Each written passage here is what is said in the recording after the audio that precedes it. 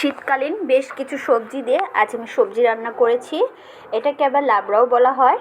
তো যাই হোক, এটা কিন্তু খেতে অসম্ভব মজা। গরম গরম ভাত কিংবা রুটি পরোটার সাথে কিন্তু একদম জমে যাবে।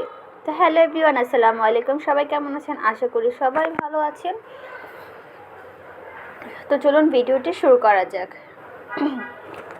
তো এখানে কিন্তু সবজি আমি আগে থাকতেই কেটে রেখেছিলাম, আবার মিক্স করে ফেলেছি, তার জন্য কিন্তু আলাদা করে দেখানো হয়নি। তো তবে এখানে ছিল আলু, ফুলকপি, সিম, গাজর, বেগুন, তারপরে লাউ শাকের ডাঁটা ছিল, মিষ্টি কুমড়ো ছিল, মানে বেশ খানিকটা সবজি নেওয়া হয়েছে।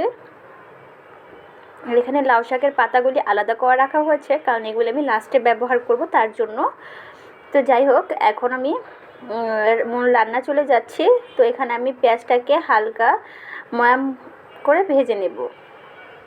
তারপরে ভেজে নেওয়া হয়ে গেলে এখন আমি এখানে আদা রসুনের পেস্ট দিয়ে দিব, যেটা একটা স্ট্রং ফ্লেভার থাকে। সেটা একেবারে চলে যাওয়া পর্যন্ত ভালোভাবে কষিয়ে নিতে হবে। তো যাই হোক, কষানো হয়ে গেলে এখন আমি রেগুলারলি যে আমরা মশলাগুলো ব্যবহার করে থাকি সেই মশলাগুলো এখানে অ্যাড করে দিব এক এক করে। তো এখানে ছিল হলুদ গুঁড়ো, মরিচ গুঁড়োটা আমি একটু বেশি দিয়েছি, যেহেতু আমি একটু ঝাল ঝাল করে রান্না করব তার জন্য।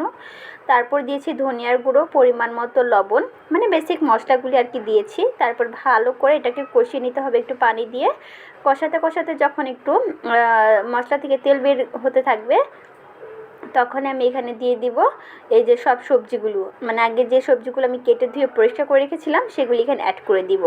দেন তারপরে ভালো করে 2 থেকে 3 মিনিট এভাবে আমি এটাকে কষিয়ে নেব। তো কষানো হয়ে গেলে এখন আমি একটু পানি দিয়ে দিব। পানি দিয়ে তারপর আবার একটু নাড়াচাড়া দিয়ে দিব।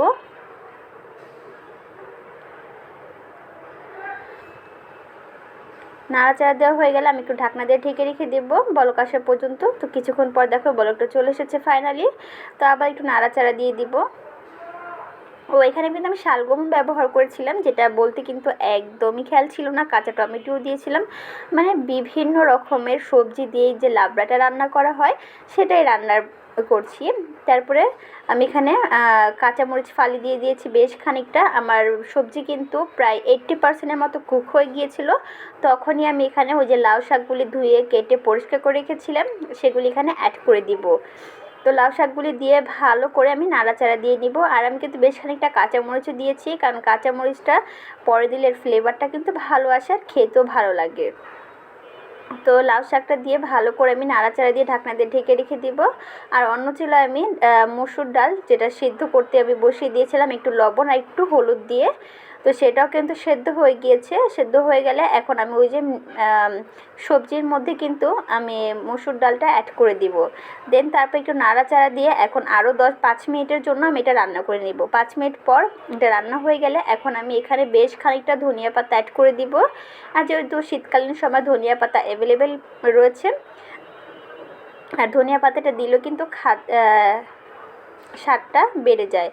তো ধনিয়া পাতা দিয়ে আরও 2 মিনিট রান্না করে নিলেই কিন্তু আমাদের রান্নাটা কমপ্লিট হয়ে যাবে। তো এই তো দেখো রান্নাটা কমপ্লিট। তো পরিবেশন করার পর এই তো দেখো ফাইনাল লুক। দেখতে কতটা লোভনীয় হয়েছে না, খেতেও কিন্তু অসম্ভব মজার হয়েছিল। গরম গরম ভাত কিংবা রুটির পরোটার সাথে কিন্তু একেবারে জমে যাবে।